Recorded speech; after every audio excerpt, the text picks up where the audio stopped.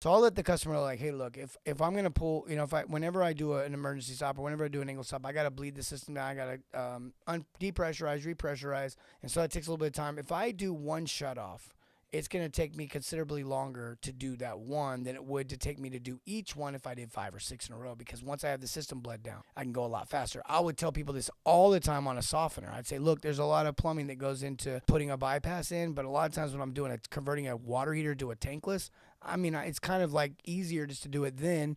And so I just tell them normally it would be, whatever it would be for the bypass.